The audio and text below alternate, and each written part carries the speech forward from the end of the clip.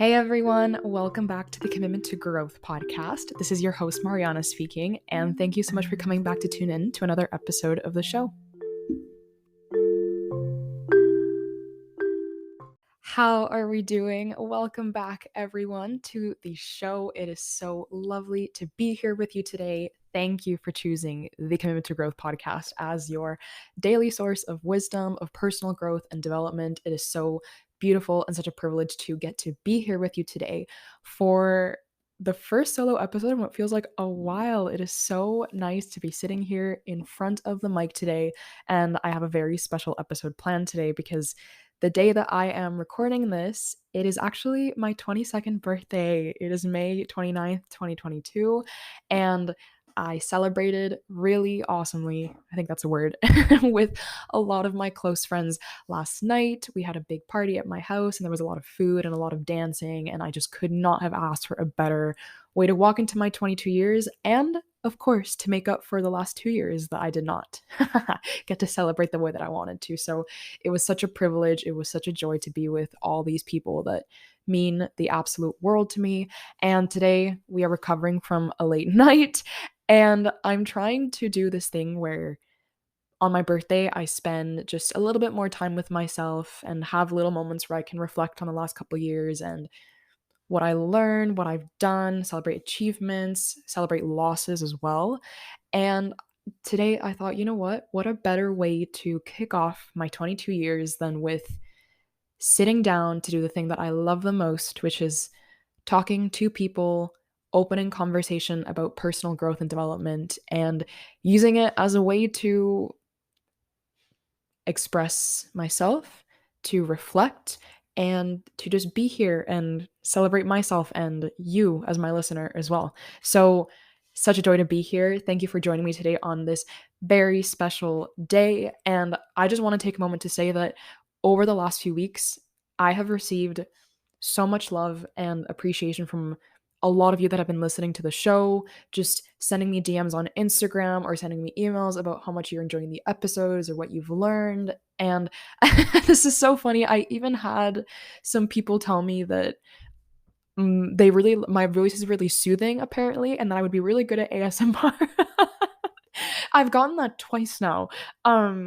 So maybe if podcasting doesn't work out for me, then I'll consider ASMR as a little side hustle as well. But I just wanted to say that your comments and your messages and just the fact that you take the time out of your day to come and listen and grow with me together is the most fulfilling and most gratifying thing about doing what I do. And I appreciate any and all messages, and I'm so happy to sit down and have conversation with every single one of you when I can, over Instagram, over guest interviews.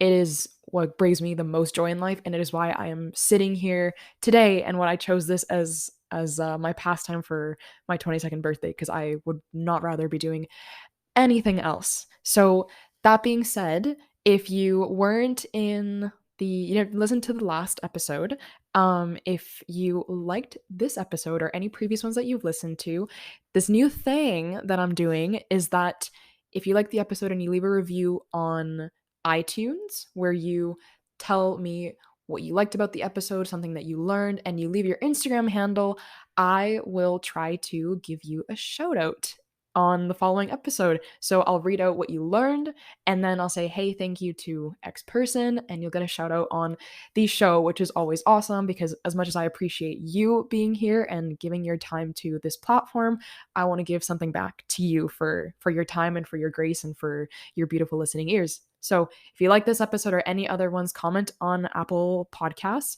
something that you learned and something that you liked about the episode, leave your Instagram handle, and maybe you will get picked for a shout out in the next episode. So that being said, we are going to dive right in.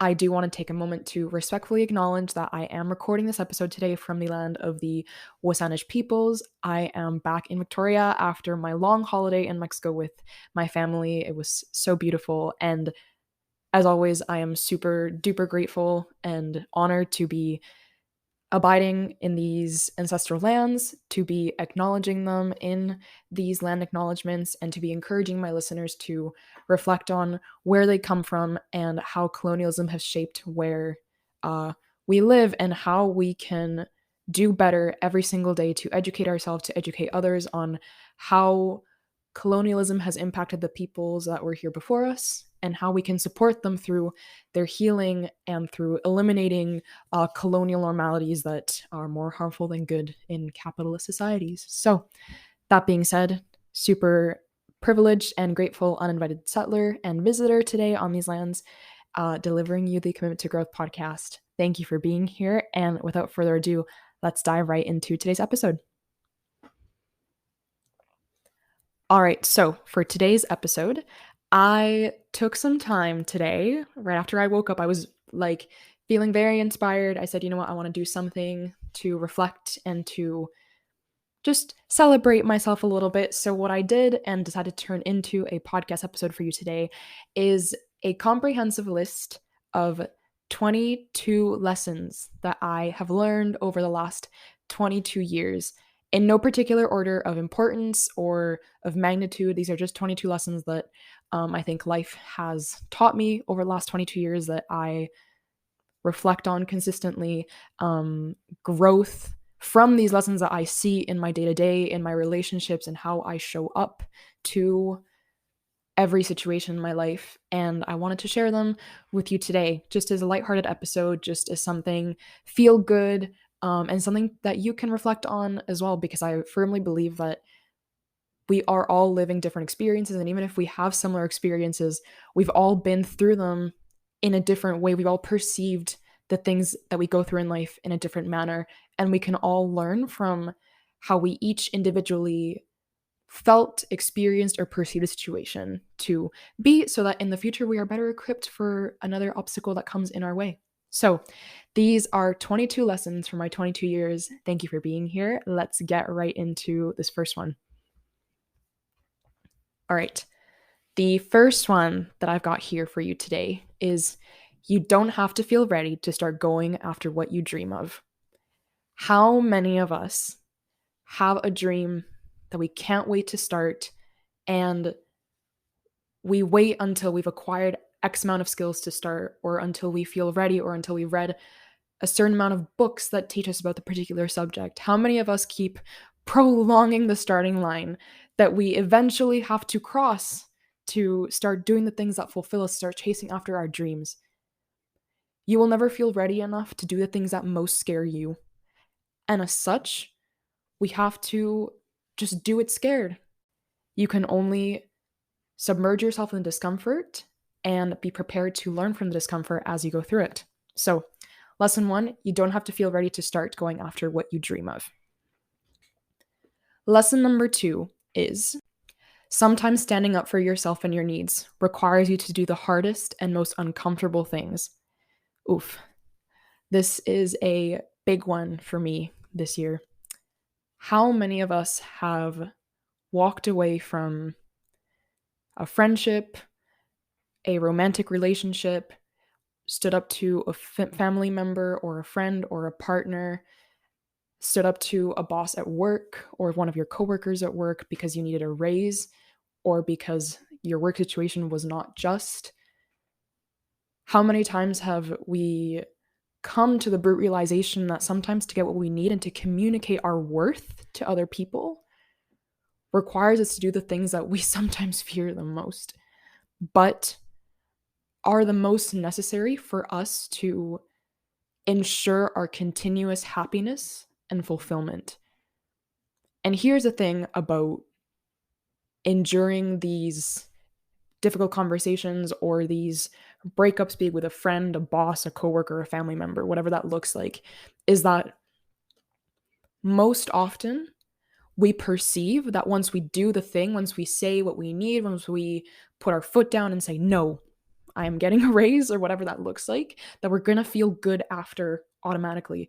But in reality, the worst part is the discomfort that comes after you actually putting your foot down for yourself, because our society makes us believe that to put our foot down for ourselves is selfish. And you're going to feel selfish for doing the things to get what you know you deserve.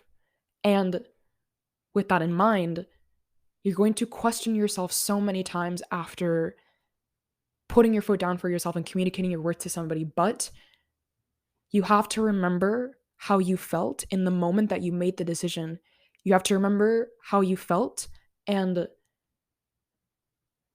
what your heart was telling you to do the moment that you put your foot down for yourself. That is the beautiful, transparent truth that will get you through any difficult situation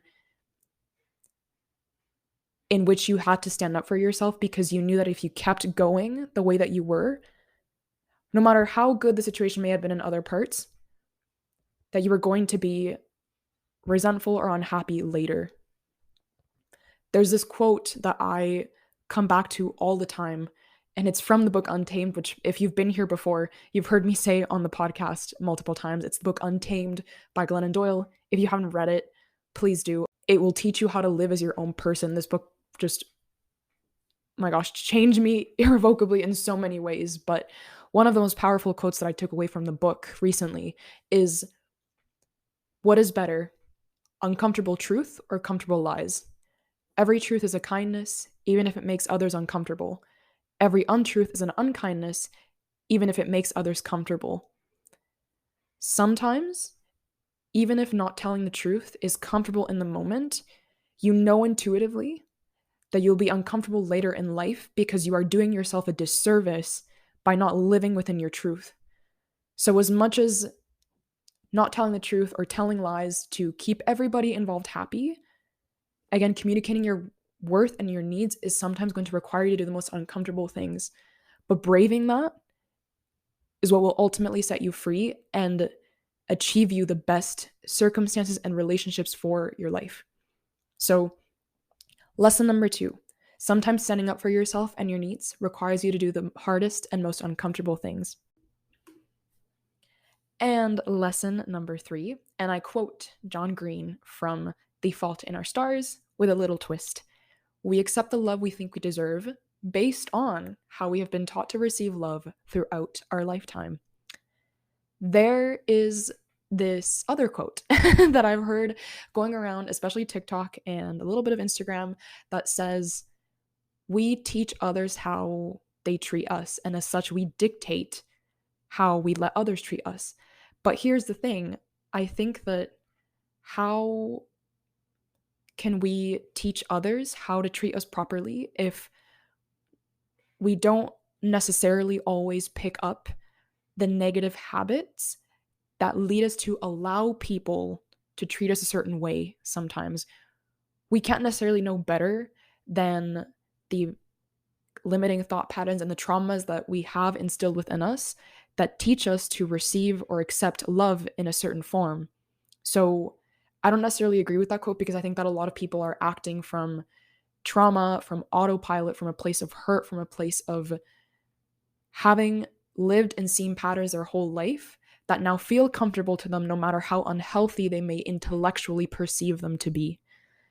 And I'm not saying, only get into relationships when you feel that you are allowing yourself to accept the love that you think you deserve, because you've, pointed out all your trauma and pointed out what's limiting you from receiving beautiful, true, honest love. Because I think that this is something that is revealed to us as we go through relationships, through friendships, through romantic relationships, as we heal family relationships. So make a point of asking yourself how the love you're receiving feels to you, if something's missing, if it doesn't feel the way you'd like it to feel, and ask yourself, look back on your past and say, how was I taught to receive love back then? And how is that affecting how I deem myself to be worthy of love now? How I am accepting love from others right now? Am I doing myself a disservice by not asking for my needs to be met, or for letting things slide that should not usually slide, or that I wouldn't normally let slide, but because I love this person, I let them slide? Because I think we see that a lot in relationships. Sometimes you have to be complacent or compromise on certain things, but if you're compromising at the expense of your happiness, that is not a healthy relationship, and it is not a healthy pattern in a relationship. So Reflect on that. Reflect on what the most true and beautiful love would look like and feel like to you, and then adjust your surroundings and your behavior around that truth that feels true and beautiful to you. So, number 3, we accept the love we think we deserve based on how we have been taught to receive love throughout our lifetime. Lesson number 4 is you are responsible for creating your own opportunities and you need to stop waiting. Oh, I feel so strongly about this one because it's something that kills me so much in conversations I have and in the discontent that I see people experiencing. And it's a large driver behind why I decided to start this podcast, to really inspire people to start doing this for themselves. Because how many of us know that we're good at something, know that we have something to offer the world, but out of our inability to know where to begin, we end up waiting for opportunities to fall in our lap. And then we wait weeks, months, years for something that doesn't come. And I think that often I hear people say, well, maybe this is the sign of the universe to just tell me to slow down or to embrace my current circumstances more. And I think that, yes, there are times where the universe absolutely will put a halt on the things that you're doing repeatedly to get that lesson through to you. But at the same time, how many of us are comfortable and content with telling ourselves that instead of, maybe I'm discontented, maybe I'm not getting things done because the universe is trying to tell me that I actually, what I need to do is create these opportunities for myself.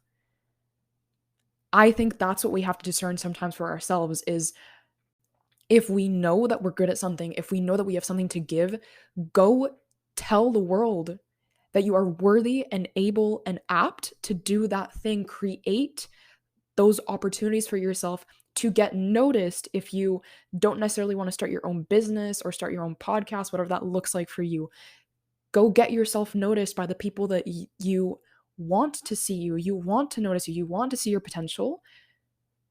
Because even if you don't create the opportunity for yourself from scratch, you are opening doors for those opportunities to then come to you.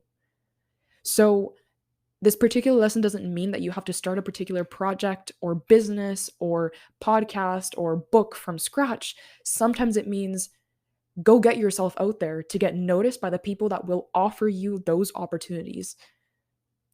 Stop waiting for them to fall in your lap because they may never. And if they don't after some time, that may not be a sign that you got to slow down or you got to look elsewhere necessarily. And I think that you'll feel that in your heart if that really is the case, because you may be discontent with the thing that you're trying to chase, and you'll know that deep rootedly. But ask yourself, am I telling myself that comfortable saying in effort to prevent myself from going through the discomfort of putting myself out there and creating my own opportunities?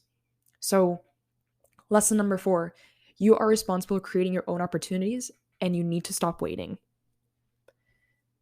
Lesson number 5, if you're bored, it's because you're not feeding your brain. I love this one because I find that so often, here's the thing about me that you should probably know. I may or may not have said this on the podcast before, but I don't watch any Netflix ever. Ever. And I have nothing against Netflix. I have nothing against people that watch Netflix or that spend hours in the day watching series, because I have multiple people in my life who are like, oh my gosh, the series is amazing. You should totally watch it. And I've had so many recommendations that sound amazing to me, but it's just not what fulfills me. I would much rather sit down one evening after a long day with a book that is teaching me about self-development and self-growth rather than watch a series. And that's just my particular preference.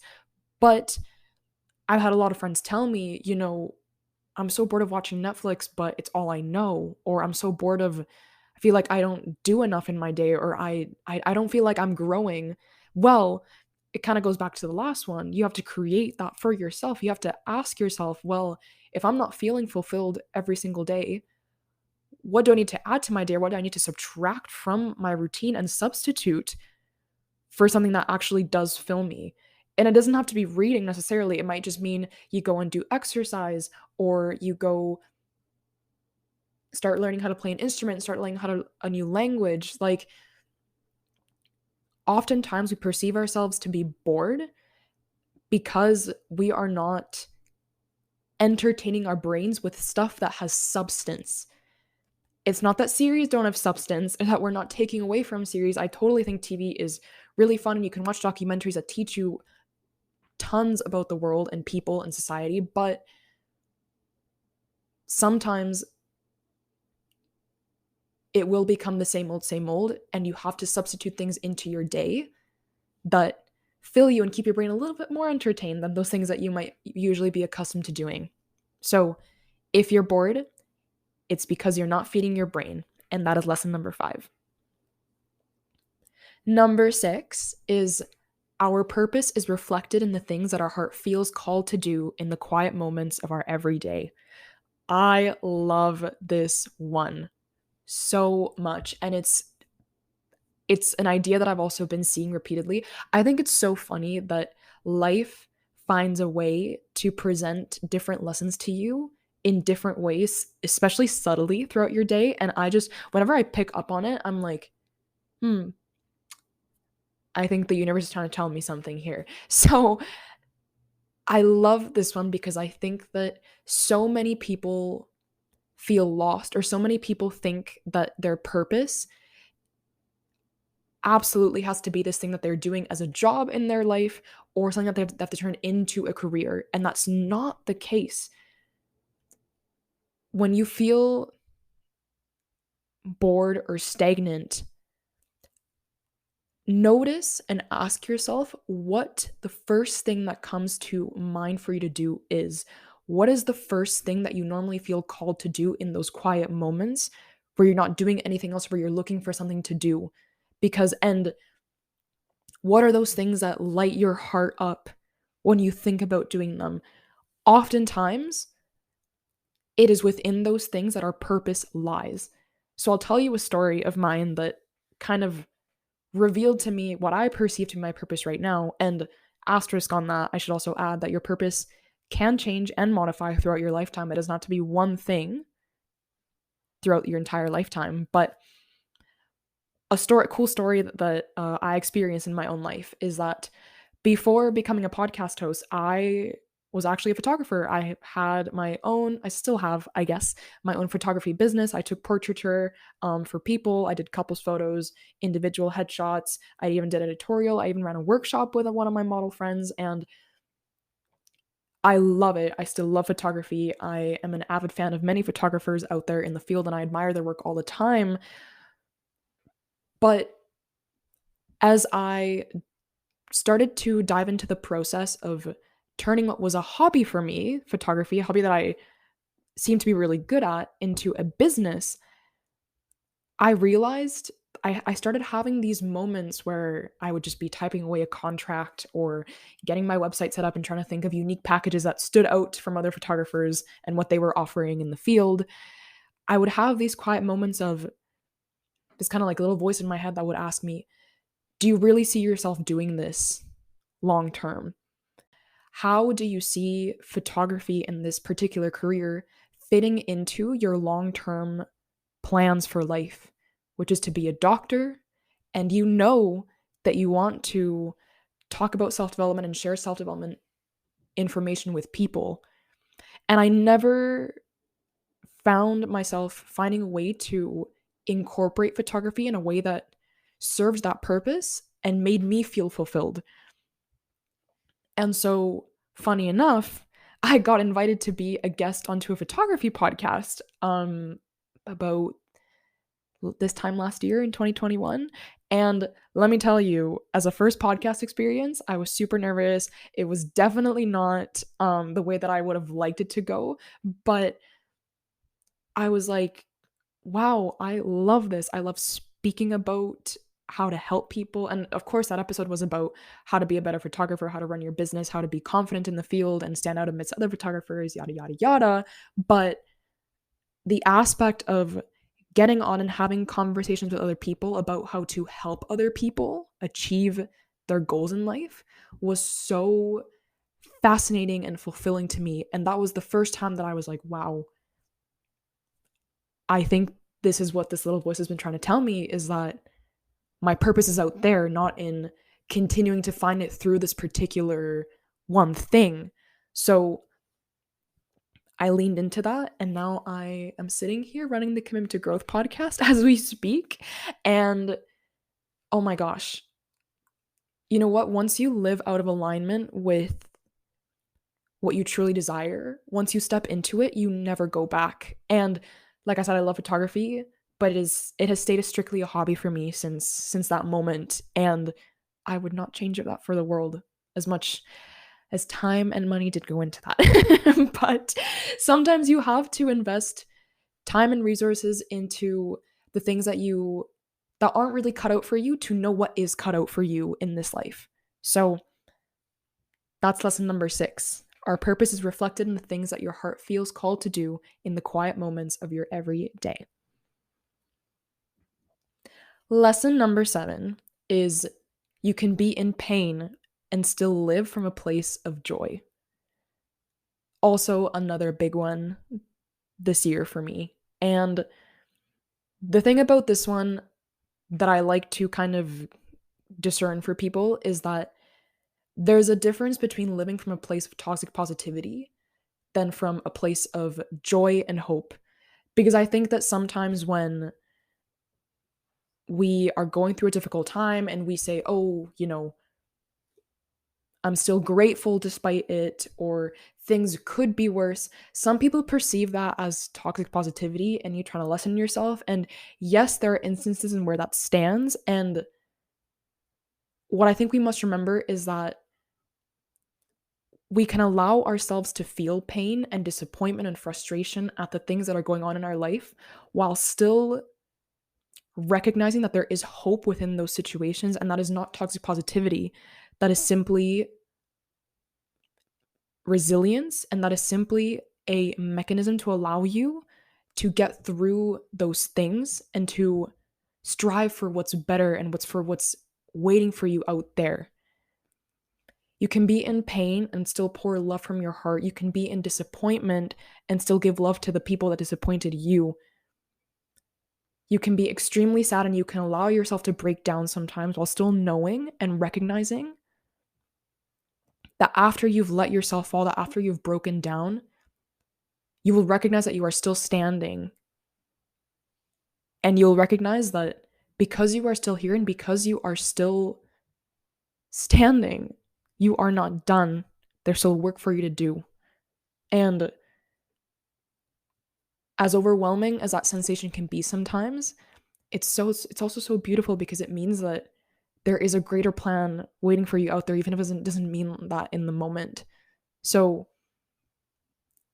don't discredit yourself for living from a place of hope and from the awareness that while things may feel difficult right now, there is still something waiting for you out there that's bigger and more worthwhile for you. Lesson number 7, you can still be in pain and still live from a place of joy.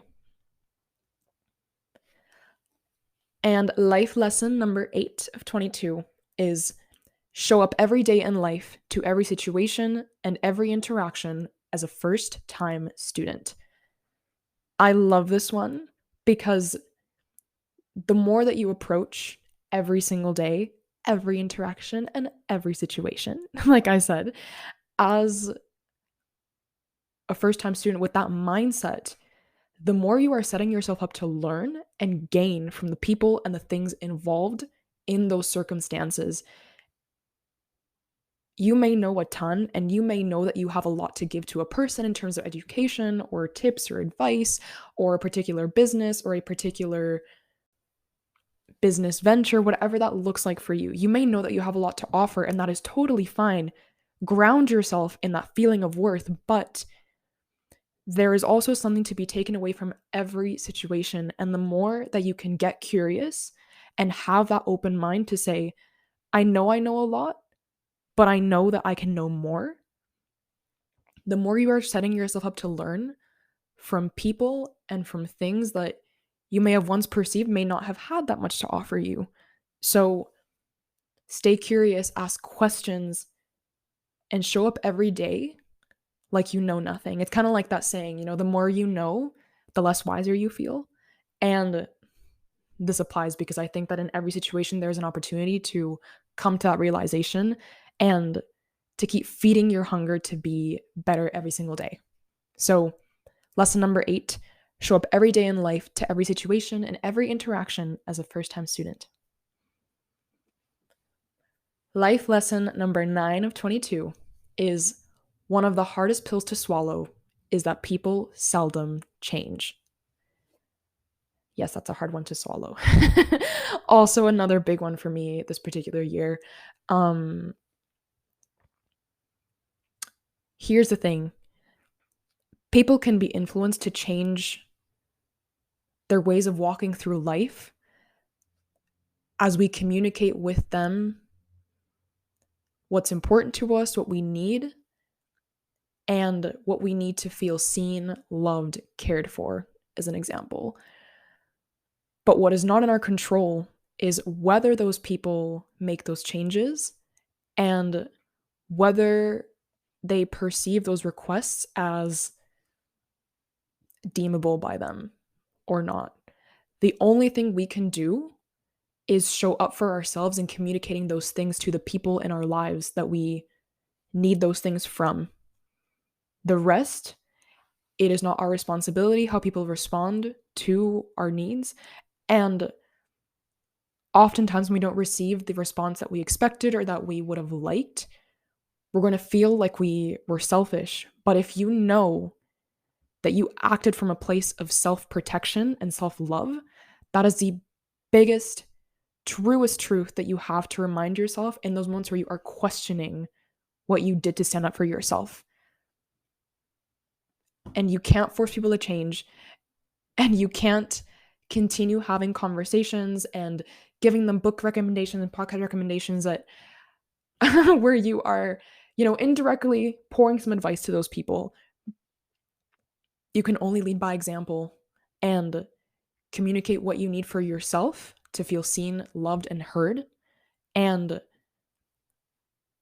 if that is not met in the way that you need it to, then you go from there and you decide there what you do with those relationships. But it is not your job to change someone based on how you think or know, maybe from your own experience, that they could be happier or more fulfilled in life.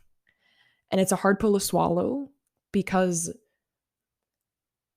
I'm sure that everyone listening today can point out at least one relationship in their life where they can say, oh, if this person just did this or adjusted their approach to this in this way, they would be so much happier. This relationship would be so much better. But that's not in our control. And the more we can live with that uncomfortable truth, the less exhausting and taxing our relationships can feel and will look like as we get away from those relationships that feel and look that way. So, lesson number 9, one of the hardest pills to swallow is that people seldom change. Number 10, the hardest part of realizing that your life is yours to write is realizing that your life is yours to write. What do I mean by this, you ask? Well, if you listened to my episode with Meg Hepner a couple of months ago, then you know that she gave this quote that was just absolutely mind-boggling. And it said, the biggest thing to realize when you are trying to live a life that is your own is that nothing is real.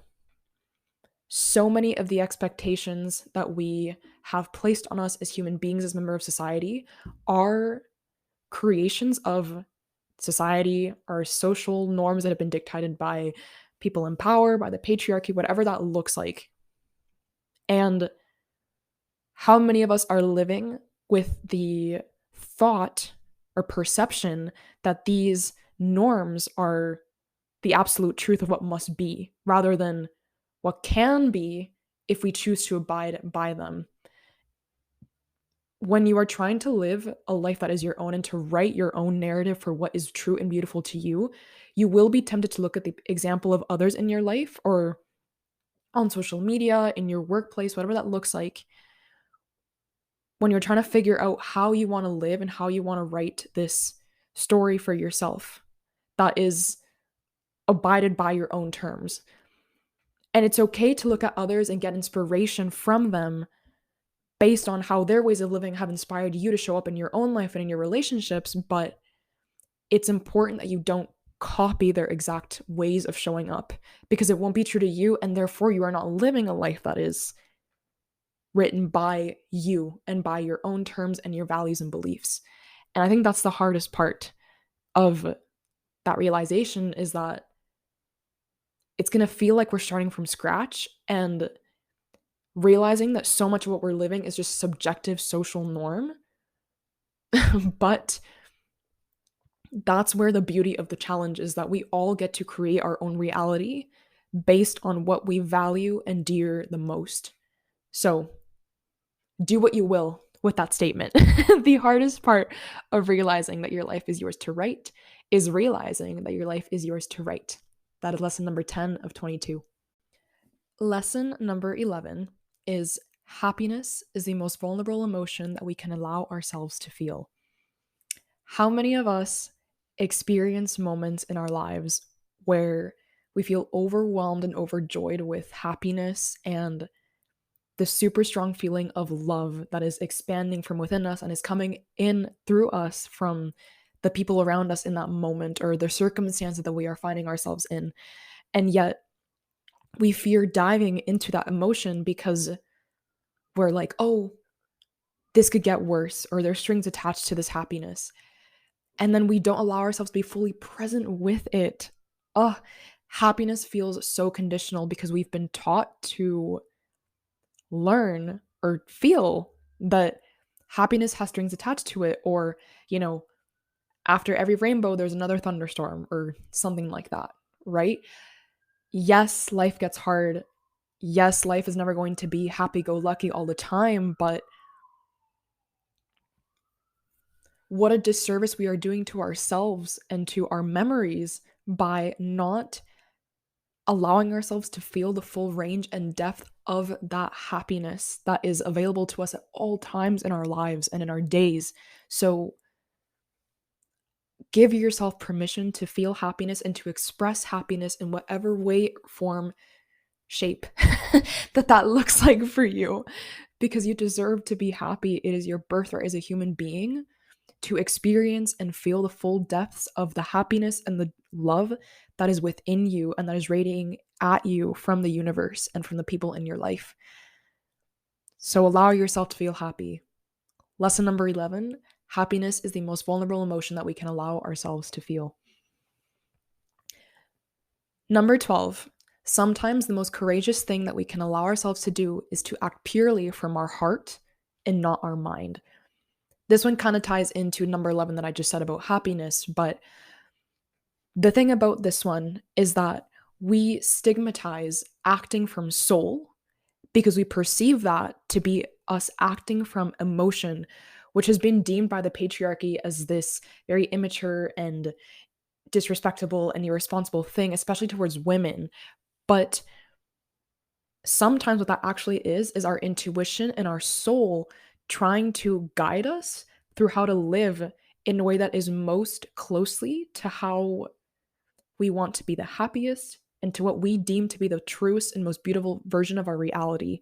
And when we learn to lean into that, and when we learn to accept that voice as guidance and to just live through that voice and through that feeling, the more we can feel that we left everything out there when and if we have to walk away from a particular situation or relationship, and the more we can stay grounded in the knowledge that we acted from what was truest and most valuable and most acceptable to us.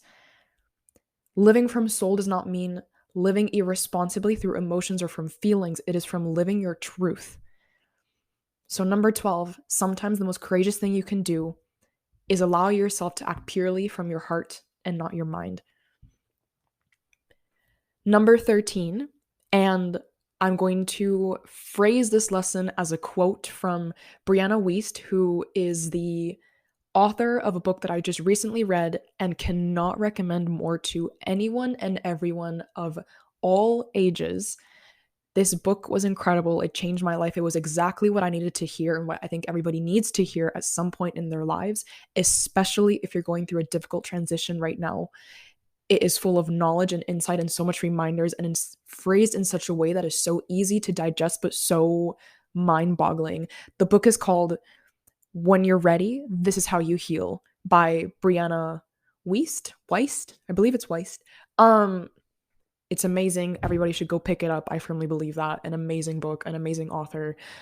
I loved it. But this is a particular quote that she said in the book that really, really resonated with me, and I chose to say the quote as this particular lesson. And it goes, "People who are willing to brave the tension of uncertainty are the ones who truly free themselves." Take that in for a second.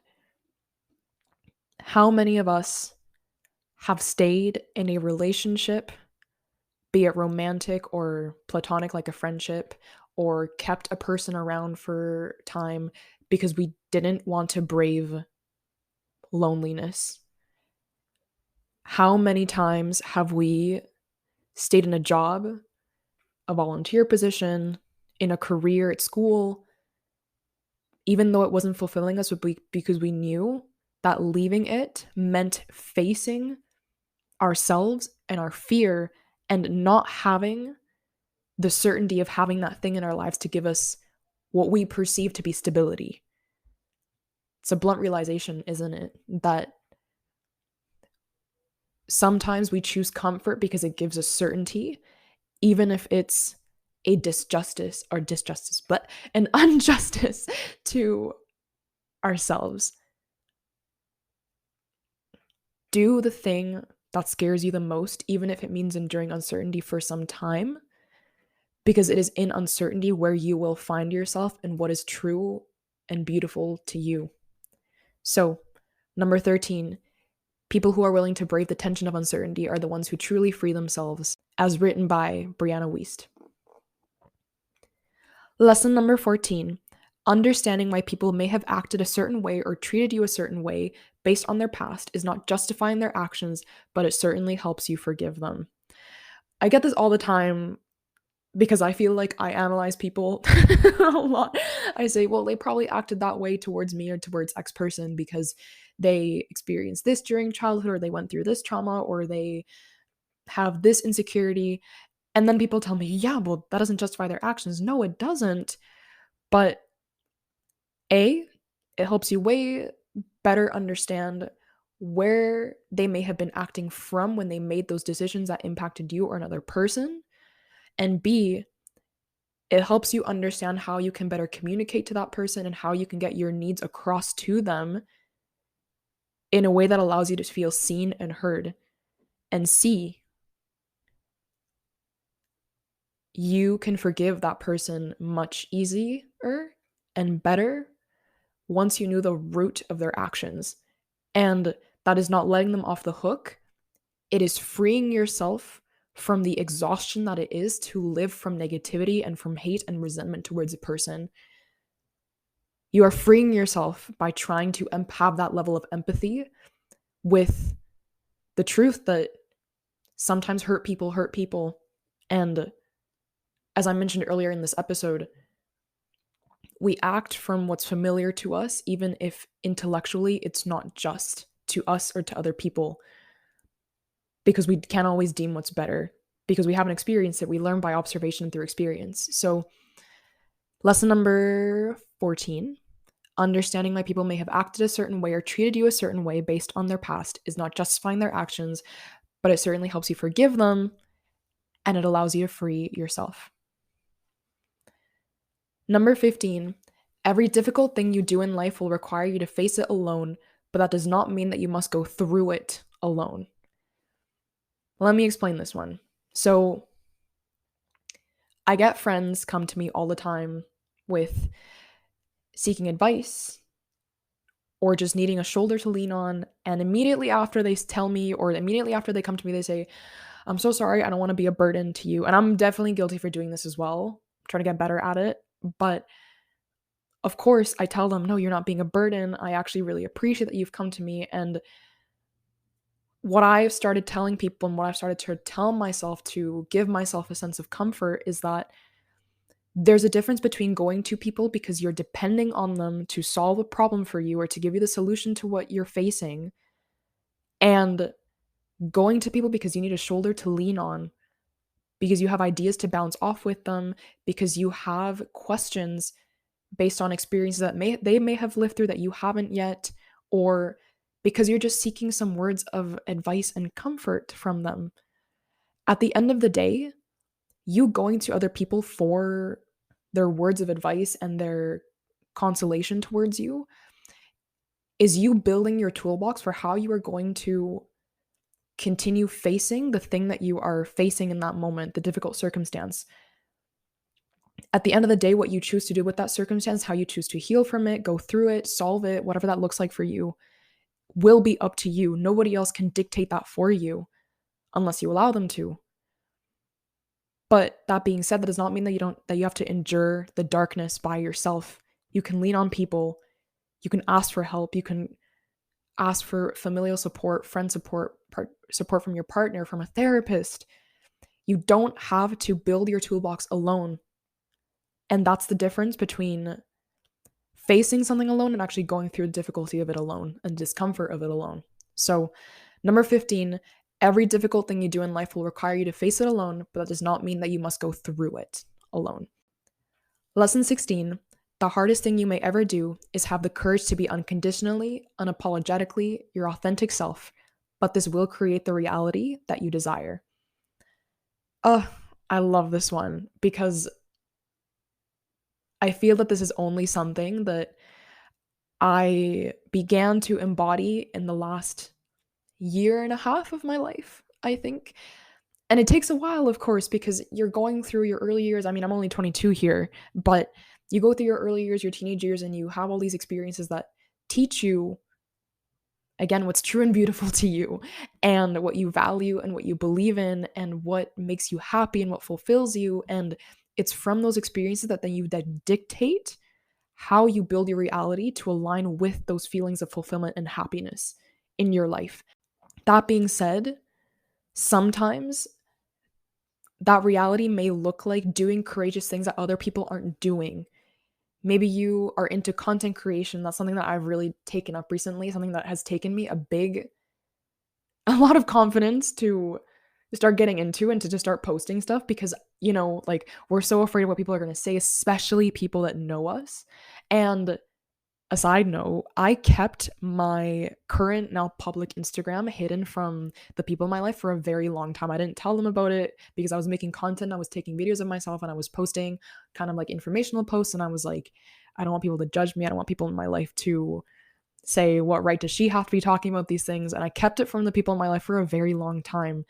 And then one day I just decided to start following those close people in my life on Instagram and showing them my content in person and showing up exactly as I do on social media in my interactions.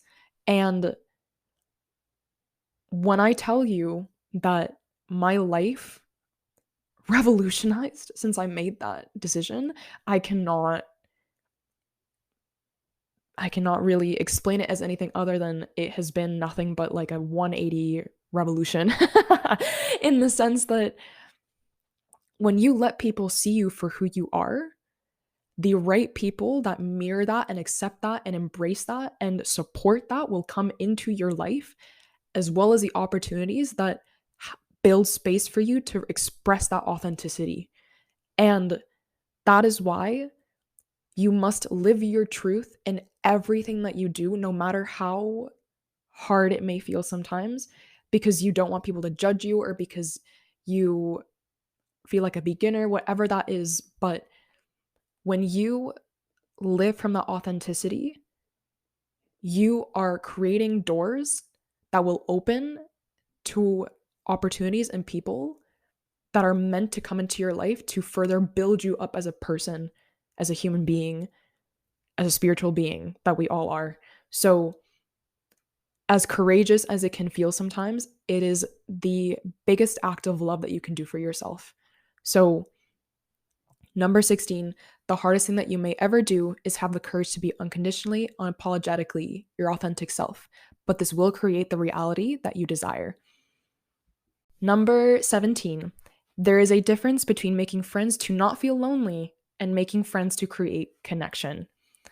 Oh my goodness. Okay, this is one that I have so much opinion around, but we're going to keep it short because the thing is that we live in a society where it is super easy to share many aspects of our lives with complete strangers on social media nowadays, be it Instagram, TikTok, Snapchat, Tinder, Hinge, Bumble, whatever social media apps you are using. And as much as we may be electronically connected to people, that is not the same as necessarily being emotionally connected to people. And because of that, I think that we forget that there is a distinction between those two. And we run for followers and we run for people to add on Snapchat, and we ask for numbers at parties, clubs, events, whatever that looks like, to give ourselves a sense that we have more people in our corner, when in reality, you could have 100 people that you're constantly texting, Snapchatting, DMing on Instagram, and still not feel an ounce of fulfillment because none of those relationships support you and give you space to be yourself and to express yourself. And as such, I think sometimes we have to ask ourselves, am I spending all this time connected to my phone and to these people to feel like I have friends and to feel like I have people in my corner? Or am I really invested in building these relationships into something wholesome, beautiful, and close to my heart? And are these people that I know that will be in my corner for a long time to come? Having a smaller circle of friends that are closer to you, who know you well enough and who give you space to be yourself, is much better than having 100 friends that barely know you or are superficially speaking to you. Because once you capitalize on the people that give you that space and that are important to you in those ways, the more fulfilled you're going to become and the more opportunity you're going to create for more other people to walk into your life. So, number 17, there's a difference between making friends to not feel lonely and making friends to create connection. Lesson number 18, your darkest moments will reveal your deepest insecurities. No matter how uncomfortable, leverage these periods as a time for profound self-growth. Swallow that pill. For a second, that was a darker one. But I think it's super important. How many of us go through losses, whether it be through somebody passing away or a breakup or a friendship breakup, and we feel alone, and it's in those moments of loneliness that our deepest insecurities and fears and anxieties come out in the most unlovable ways. We reach for things immediately that we perceive are going to give us immediate relief and gratification, when we know intellectually and deep down intuitively that they're not going to fill us long term and that there's something more that we should be doing. Braving that discomfort during those circumstances in which we feel lonely or forgotten or angry or just upset at life, those are the moments that are going to show us who we are and who we're capable of being. And the more we learn to look at the things that we immediately reach for that quick relief, the more our wounds are revealed to us in those moments. And as such, the more the ways that we can heal are revealed to us. So no matter how difficult a certain period of discomfort and darkness can feel, keep telling yourself that in that darkness, you will find yourself, you will find growth if you are willing to brave the discomfort of that circumstances, but in that discomfort, the greatness that is coming for you. So, number 18, your darkest moments will reveal your deepest insecurities. No matter how uncomfortable, leverage these periods as a time for profound self-growth. Lesson number 19. Self-care is not necessarily bubble baths, ice cream, and wine. Sometimes self-care is having brutal honesty with ourselves, being disciplined, and doing the things that make us uncomfortable but will get us where we want to be. Here's the tea about this one. I say this because I think that sometimes we think that what's going to make us feel better is gifting ourselves with material items and time off and bubble baths and all this stuff when we are feeling down. And yes, there's a time and place for that. I would be lying if I said that I did not invest in retail therapy once in a while. There's nothing wrong with that on the occasional, but are we lying to ourselves by telling ourselves that these things are going to fix the problem? Or are we the ones that must fix the problem by getting real with ourselves of what's wrong and what we have to do to change it? And I don't mean to say that you have to work a really bad and hard job to get the money and fulfillment that you want to get from life. That's not what I'm trying to say here. But sometimes I'm trying to say, if your goal is to run 7 days a week and you haven't managed to get up in the morning to do it, you haven't found the time to do it, you haven't found the motivation to do it, don't go treating yourself with a bubble bath and wine to feel better about it. Go fix your system of how you're approaching the situation, and then you'll feel fulfillment from that. You know what I'm trying to say? Sometimes self-care looks like self-honesty. And that's sometimes the love that we must show ourselves, is saying, okay, you know what? I haven't achieved this thing that I set out to do.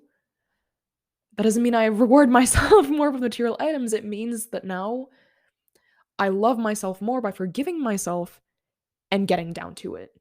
So that's what self-love can look like sometimes, as uncomfortable and as dislikable as it may feel. Keeping those consistent promises to yourself is what's going to gain you confidence and happiness in the long run, not wine. Although that doesn't hurt that much either, does it? But on the occasional. Number 19, self-care is not necessarily bubble baths, ice cream, and wine. Sometimes self-care is having brutal honesty with ourselves, being disciplined, and doing the things that make us uncomfortable, but will get us where we want to be. Number 20, listening is an art that few people master. There is a difference between listening to respond and give advice versus listening to see and understand. Ay, ay, ay. Okay, so maybe I'm in a privileged position saying that as a podcast host, but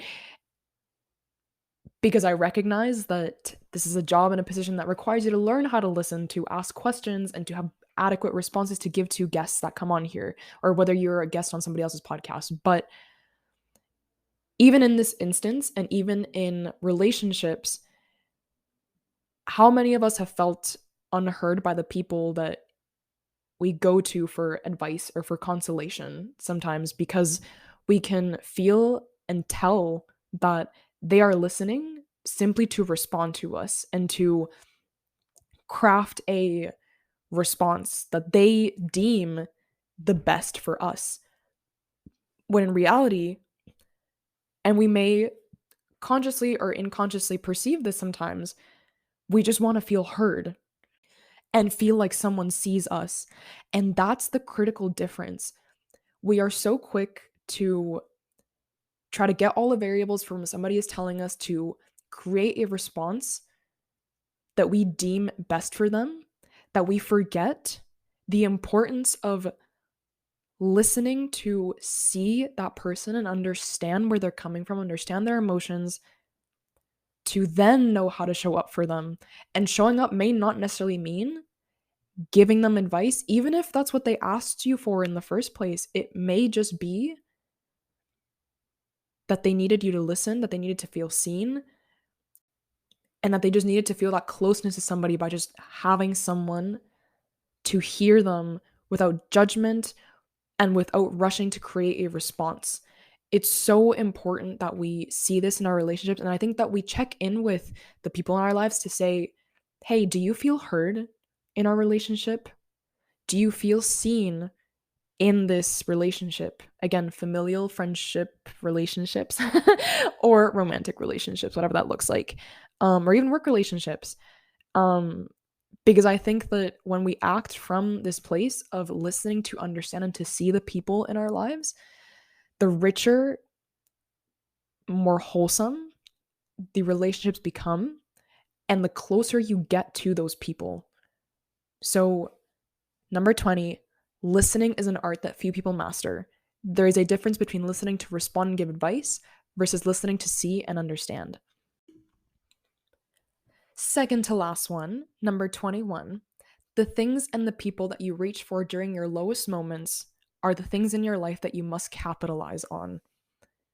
Who are the people that you reach to in your lowest moments? What are the things that can instantly make you feel better when you're feeling down? Those are the things that ring closest and truest to your most authentic reality that you may or may not be living, but inside in your soul is what you are manifesting or are working to manifest. Ask yourself what these things are that give you an instant sense of relief, fulfillment, happiness, and what they reflect about who you are deep down. And that answer and those things are reflecting the reality that your heart is longing for within you. So notice what these things are, ask yourself what these things are, express gratitude for them every single day, and pour more of your energy into doing those things, because not only will they make you feel more fulfilled, you will discover yourself more about who you are within those things. So, number 21, the things and the people that you reach for during your lowest moments are the things in your life that you must capitalize on. And last but not least, number 22, perhaps the most beautiful but scariest truth about life is that we enter life alone and we leave life alone. Oh my gosh. It's a blunt reality to come to terms with, but I think that it's also so beautiful because this means that the biggest relationship that we are ever solely responsible for making the best in our lives is the one that we have with ourselves. How easy and beautiful is that? I mean, I say easy, but it feels so hard at times, right? But you know yourself. Your only responsibility is to get to know yourself better. You know what's true and beautiful to you. You know what you need. You know what you want. It may not always feel like that amidst all the mind chatter and amidst all the conflicting ideas that you have within you, but that's the process. You already know.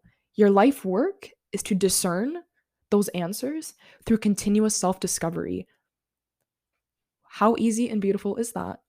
And how easy and beautiful is it that if you have nothing, if you had nobody in your life, if you had no material items in your life that were filling you, if you had no money, you still had yourself. You still have your comfort that you can give yourself. You still have the love that you can give yourself. How easy and beautiful is it that the things that you are seeking from other people to give you or from material things to give you, you don't actually have to look for out there. You can look for in within you. How easy and beautiful is it that you are capable of giving yourself what you seek from outside? How easy and beautiful is it that you can go to bed knowing every single day that you have yourself throughout everything? How easy and beautiful is it to realize that the coolest part about life is the journey that you make towards discovering yourself?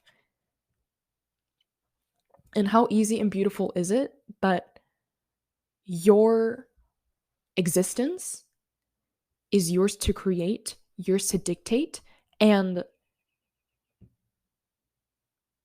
the beauty within that existence that you deem for yourself is what you are injecting into other people's lives and inspiring them to do the same as you, to write their own stories.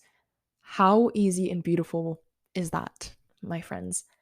That is lesson number 22. The thing that I think we must all embrace here and keep in mind at all times is that perhaps the most beautiful but scariest truth about life is that we enter life alone and we leave life alone. And that is it for today's episode.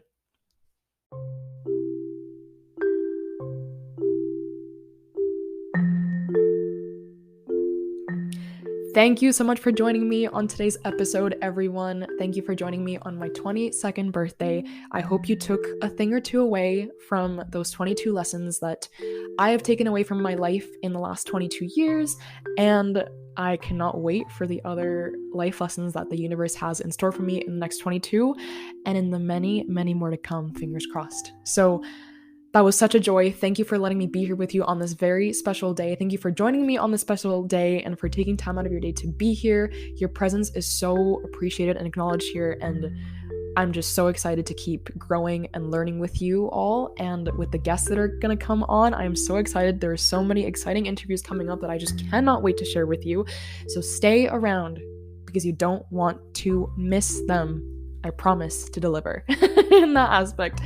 Again, if you want to check out the podcast on Instagram or Facebook, type in at Commitment to Growth Podcast in your search bar, and there you can find me. You can find updates on upcoming episodes and updates about the podcast. My apologies.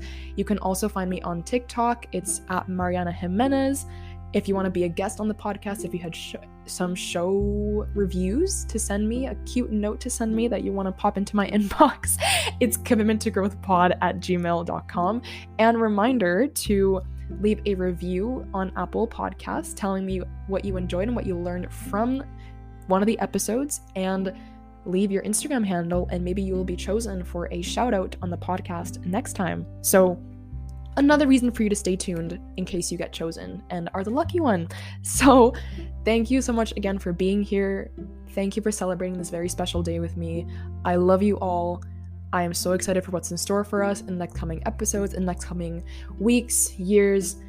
If you are here, you are growing, and today you grew, and that in itself is an easy and beautiful truth. And with that, I will see you in the next episode. Thank you so much.